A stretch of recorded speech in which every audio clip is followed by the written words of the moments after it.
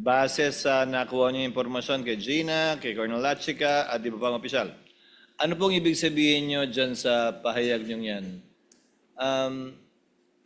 To facilitate payment for the obligations already incurred. Ibig sabihin, may utang na, babayaran na lang. Na-incur na yung expense, babayaran na lang.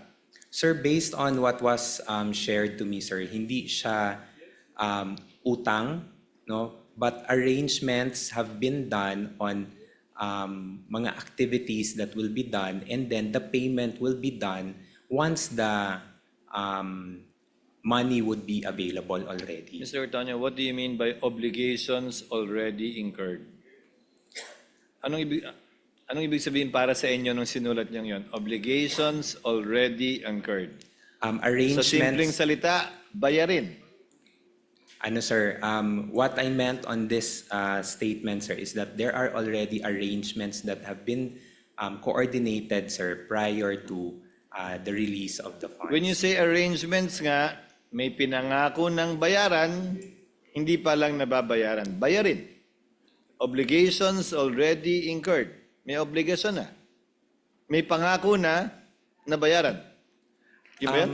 Sir, hindi siya pangako, sir, na bayaran, but meron na siyang mga, how do I explain it, sir? Parang meron ng arrangement, sir, that will be done, and then yung payment, sir, will be once available na siya. Sir, in the ordinary course of meaning, that's how you define obligations already incurred that you wrote? Yes, sir. Based on how I understand the information, sir, that's how I indicated it in the letter. That's his answer, Counsel. You may proceed. Okay, but you will confirm that on those 3 months referred to in your letter, October, November, and November, pati early parts ng December, wala pang allotment na maaaring pagbasihan ng OVP ng obligasyon ng confidential funds. Tama ba? There was Yes. no allotment as of Yes. yes. Kung gayon, wala ding certification of availability of funds na maaaring nailabas para sa mga obligasyon na yon. Tama ba? Yes. There was no document yet released.